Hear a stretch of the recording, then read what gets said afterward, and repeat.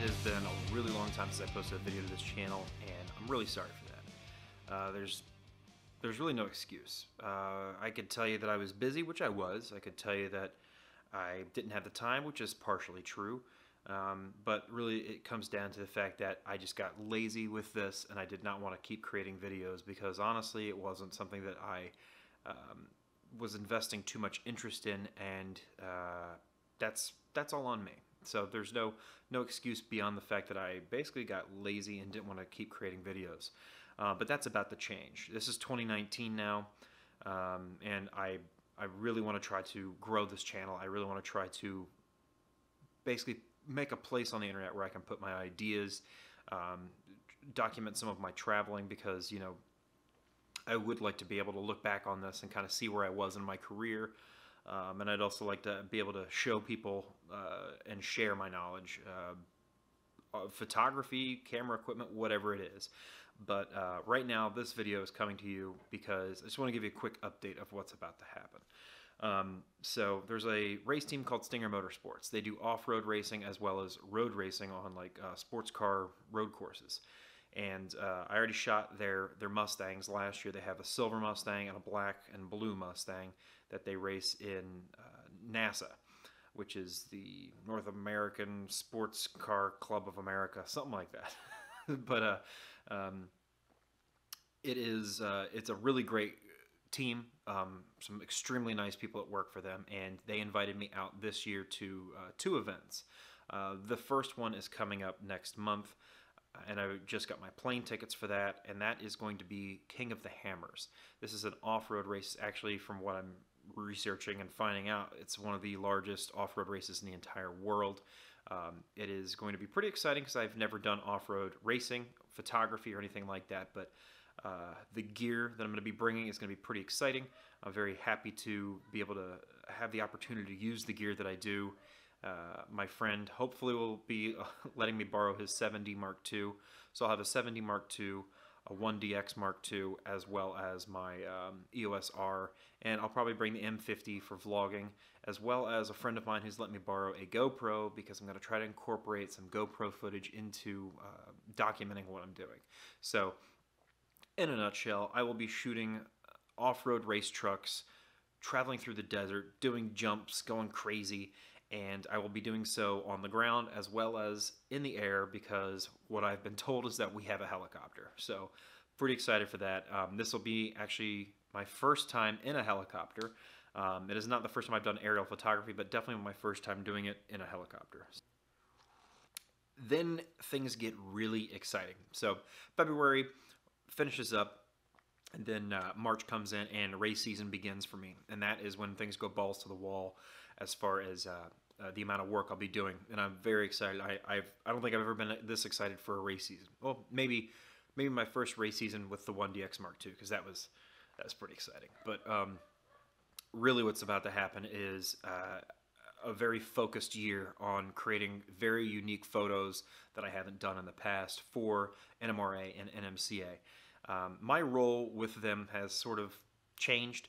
I do the general photography and race coverage that they need, but there is now a much greater emphasis placed on me creating unique images, stuff for press materials, getting those images that the owner wants specifically, as like, you know, crowd reactions, kids in the stands, race teams celebrating, just the sort of documentary style photography that really we've been trying to aim for the past few years, and we're kind of starting to see that, you know, we gotta focus more on that and place more emphasis on that. So I'm really excited to be a part of that. I love the team that I work with over there. That is Steve Bauer, Mike Galimi, and now Steve Turner. He's actually a good friend of mine that I used to work in the same office with. He was the former editor of 50 Mustang and Super Fords magazine.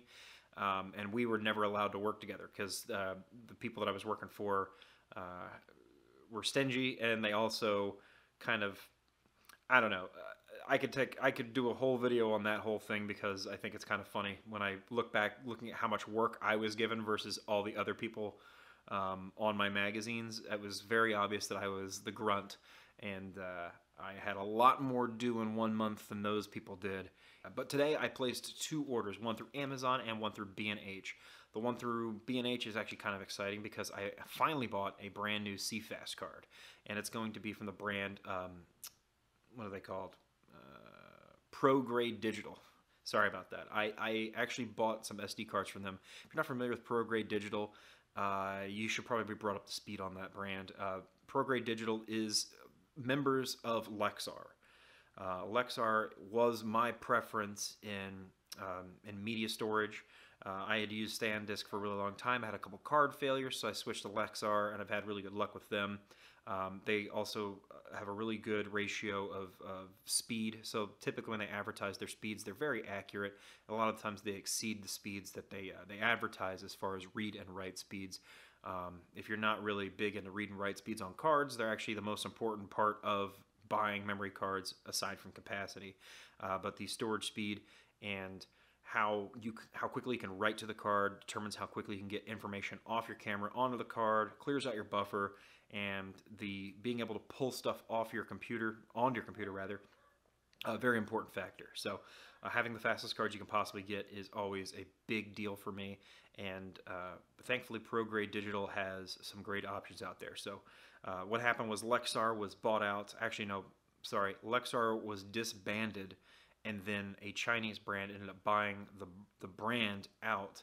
So now Lexar is back, but they're really not Lexar anymore, in my opinion. So when I found out that ProGrade had started, I tried to make a transition to them. But the biggest problem that I have is that I don't need memory cards. I own all the memory cards I really need from Lexar and SanDisk right now. So I have a ton of SD cards, CF cards, and then I have one CFast card. And that's been kind of my Achilles heel in my whole kit, is that I only have one CFast card. But it's the most expensive card that I have, and it's very difficult for me to justify buying another one when only one camera uses it, and that's the 1DX Mark II. So for right now, I didn't want to buy any CFast cards until Canon makes a bigger commitment to that media storage. So long story short, well, I guess long story long at this point, but I ended up buying another CFast card because the 128 gig card dropped below $200 for the first time I have ever seen. I ended up getting, I think, for $184, and that's an incredible deal for 128 gigabytes of storage on a CFast card. Unfortunately, if this was a SD card, it'd probably be like 40 bucks, 60 bucks, something like that. So hopefully this is a trend where we're going to start seeing this media form more popularized, and therefore the prices will come down. Not exactly sure if that'll happen anytime soon, but it does look that, you know, that we're starting to be able to get some affordable options from reputable companies, because SanDisk, Lexar, and now ProGrade Digital, in my opinion, are the 3 best when it comes to storage media. There's also Transcend and Kensington, brands like that. They're really good too, but I personally don't use them, so I don't want to, you know, talk poorly about them or positively about them until I actually have them in my hands and I've used them for an extended period of time. So, but yeah, that's what I ended up buying. Bought one of those cards as well as some CTO gels. CTO gels are for color correction, and what I've had to struggle with over the years is that I typically am shooting a lot of photos during sunrise and sunset, and that's a rapid transition in color quality and color tone that's in the sky. So when I'm using strobes on the ground with remote triggers, I'm having a big problem where it's casting a blue light, and I really want to capture the orange scene of the sunrise or the sunset. So that's what these are going to be for. I bought a set from Lee Filters. There, I think, 12 total sheets in there, and they're very large sheets, very good quality from what I've read. So I should be able to cut some I don't know. So I'll be able to cut them up and make them fit on all my strobes. So at least I'll have color correction ability for my light. So if I realize, hey, I need to add orange light here instead, I want it to look more natural, in other words. So we'll see how this goes. I'm pretty confident that I'll be able to achieve what I want because I've used this before with off-camera flash with the tiny little, you know, rectangles that I put on top of the flash head. Those work pretty well. So in other news, I do have this hankering right now to buy a GoPro. What I was going to do was buy the DJI little tiny gimbal thing, and turns out that camera is not going to really do what I want it to do. It has some really great unique features to it, but for me right now, that's not what I'm wanting it to do. So I want to have a small camera that I can bring with me to try to get some maybe time-lapse shots, but also just be able to create content while I'm working, because I want to be able to video what I'm doing, but I also don't want it to get in the way. So if I'm on the side of the track, I'll be able to put the GoPro on the top of the hot shoe, shoot video of me shooting photos in real time, which will be pretty exciting. So hopefully it's something I can bring to the channel. Hopefully it's something that I'll be able to move toward, but really big goal for 2019 is to try to focus on this channel. I really do want to try to let's start for 100. Let's try to get to 100 subscribers by the end of February. And if I can do that, then I'll be very happy, and we'll keep moving those goals up, and see what we can get out of it. So right now, this is all I got for you. Hopefully I'll get some more content coming soon, but thank you for sticking in. If you've been a subscriber to the channel since day uno, I'm sorry there's been no content, but I haven't been really doing anything that exciting. So race season was over. I felt like I was going to be reporting on, I'm shooting real estate today. Like, that's really not that cool. So flying in a helicopter next month, that's pretty damn cool. I'll bring you along with me on that, and that'll be fun. So thanks for tuning in, and hope you all have a good day. See ya.